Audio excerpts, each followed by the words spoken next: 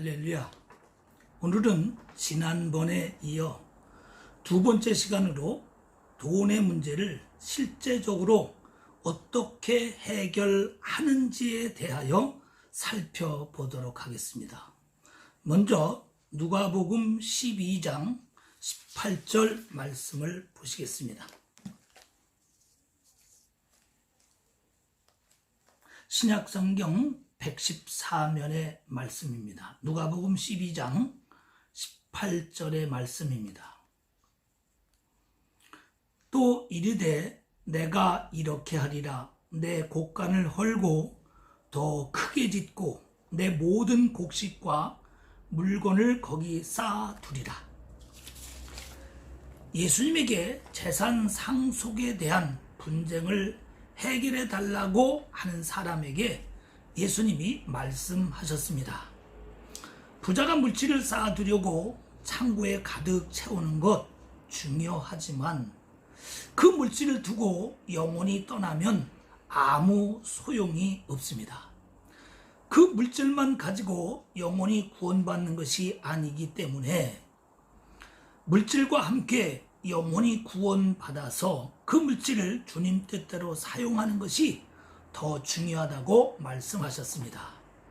물질은 쌓아두는 것이 목적이 아니고 필요를 따라 사용하는 것입니다. 데살로니가 후서 3장 10절 말씀을 보시겠습니다. 데살로니가 후서 3장 10절 말씀입니다. 신약성경 335면의 말씀입니다. 우리가 너희와 함께 있을 때에도 너희에게 명하기를 누구든지 일하기 싫어하거든 먹지도 말게 하라 하였더니, 일하기 싫어하거든 먹지도 말라. 어떤 사람은 일에 중독된 사람이 있습니다. 일을 안 하면 불안한 사람, 일을 안 하면 죽을 것 같은 사람이 있습니다. 겉으로 보기에는 근면한 사람이지만 일만 한다고 해서 마음의 문제까지 해결되는 것은 아닙니다. 또한 일하기 싫어하는 사람도 있습니다. 일을 안 하면 소득이 없습니다. 그래서 일은 하나님이 주신 사명으로 몸이 건강하면 돈이 있어도 일하고 돈이 없어도 일해야 합니다. 돈만 벌기 위해서 일하는 것이 아니고 일을 통해서 하나님을 알고 사람들을 사랑하는 것입니다. 사랑할 수 없는 사람을 사랑하는 훈련을 하는 것입니다. 이것이 바로 하나님의 믿음입니다. 이 믿음으로 돈으로부터 자유함을 얻게 됩니다. 누가복음 4장 6절 말씀을 보시겠습니다.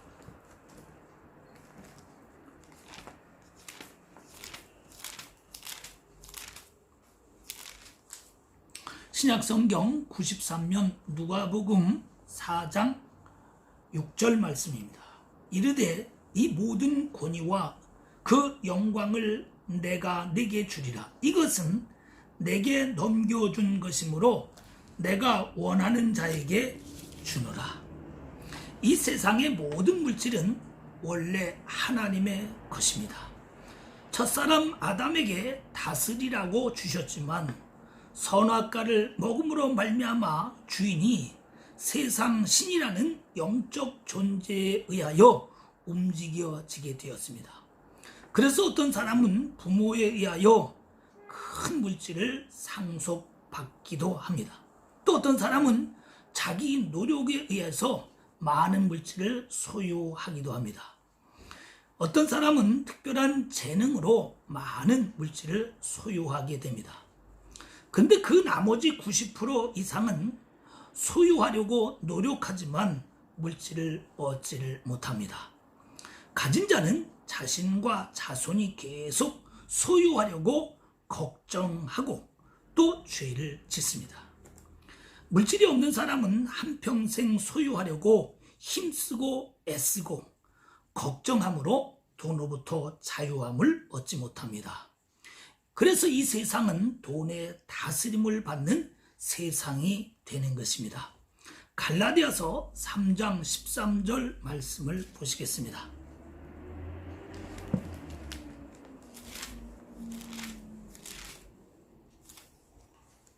신약성경 304면의 말씀입니다.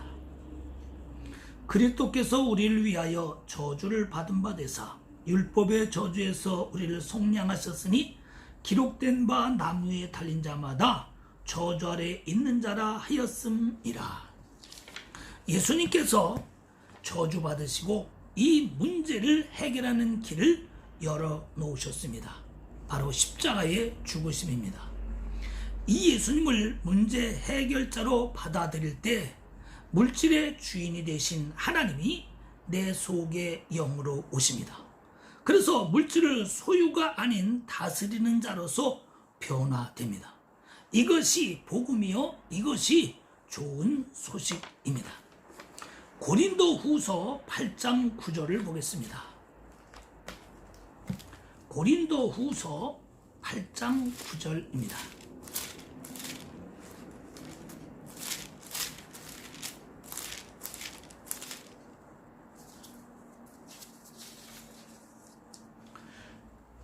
우리 주 예수 그리스도의 은혜를 너희가 알거니와 부요하신 이로서 너희를 위하여 가난하게 되심은 그의 가난함으로 말미암아 너희를 부요하게 하려 하심이라. 예수님은 부요하신 분이십니다. 많이 소유하는 소유의 부자가 아닌 물질의 주인으로서 다 사용하시는 부자이십니다. 그러므로 믿는 자는 더 많이 소유하는 것이 아니고 전체를 소유한 자로서의 사용하는 부자가 되는 것입니다. 이것을 모르고 세상의 부자와 같이 되려고 아무리 힘쓰고 애써도 안 됩니다. 아무리 기도해도 응답이 없는 것입니다.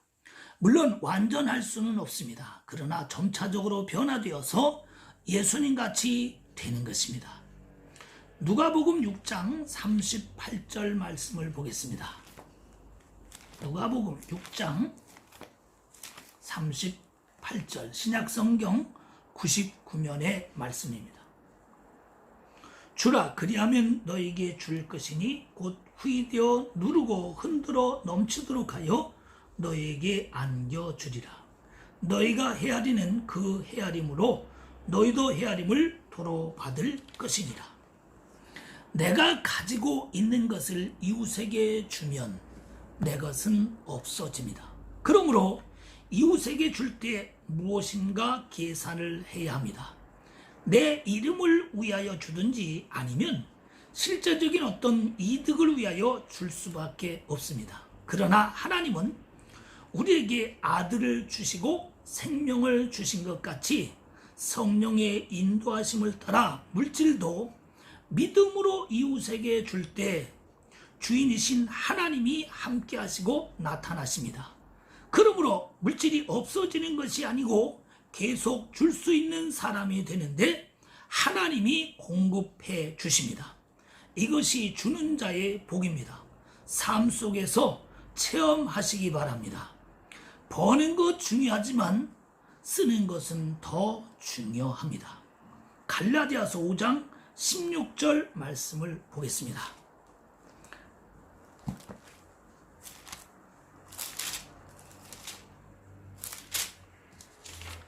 갈라디아서 5장 16절 신약성경 308면의 말씀입니다.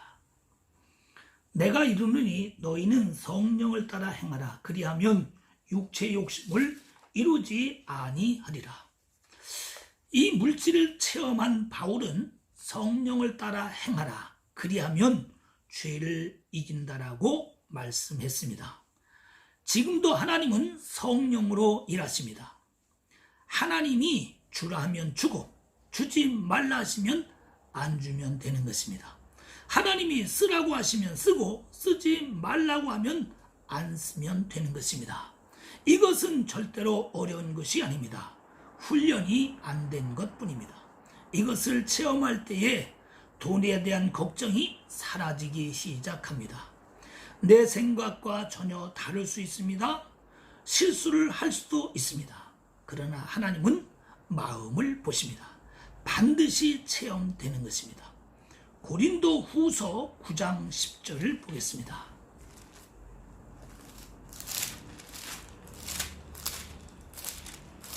고린도 후서 9장 10절, 신약 성경 295면의 말씀입니다. 심는 자에게 씨와 먹을 양식을 주시는 이가 너희 심을 것을 주사 풍성하게 하시고 너희 의의 열매를 더하게 하시리니, 씨앗을 밭에 심으면 30배, 60배, 100배, 아니 어떤 것은 10,000배 그 이상의 열매를 얻는 것도 있습니다. 말씀 안에서 이것을 심는다고 표현합니다. 성령님의 인도하심을 따라 심을 때 풍성하게 하십니다. 그러나 나쁜 밭에 심으면, 아니면 잘못 심으면 씨앗이 썩어 손해가 날 때도 있습니다. 그러나 이것은 자연의 법칙인 것 같이 말씀의 법칙이요 영적인 법칙입니다. 믿음으로 심을 때, 또 은밀하게 심을 때, 주님의 이름으로 심을 때 큰 결실을 맺게 됩니다. 열왕기상 17장 13절 말씀을 보겠습니다.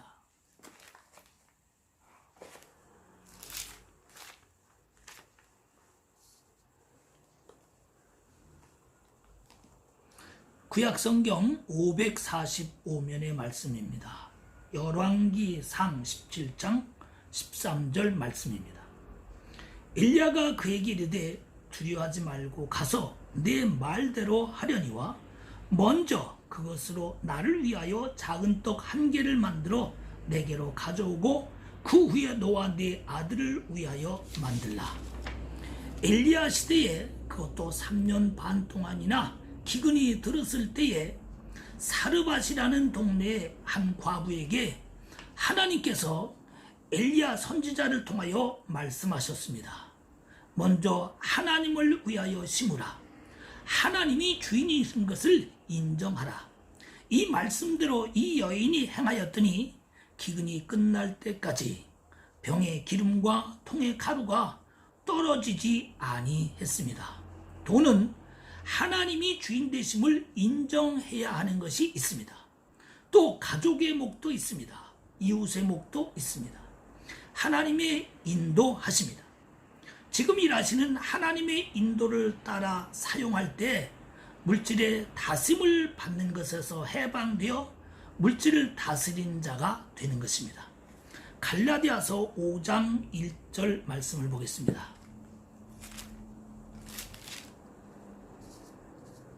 신약성경 307면의 말씀입니다.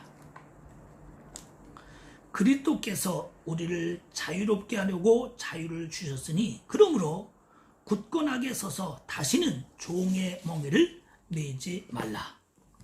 예수님께서 모든 사람에게 자유를 주셨습니다. 예수님 안에서는 돈을 다스리는 문제가 2000년 전에 이미 해결되었습니다. 하나님이 해결해 놓으셨습니다. 이 말씀을 듣고 받아들여서 행하시면 돈의 문제를 해결받게 됩니다. 사람의 마음과 생각이 변화되어야 돈의 문제도 해결됩니다. 생각의 변화는 예수님 안에서만 변화가 됩니다. 내 결심과 내 노력, 의지만으로 되지 않기 때문에 이것을 하나님의 은혜라고 합니다.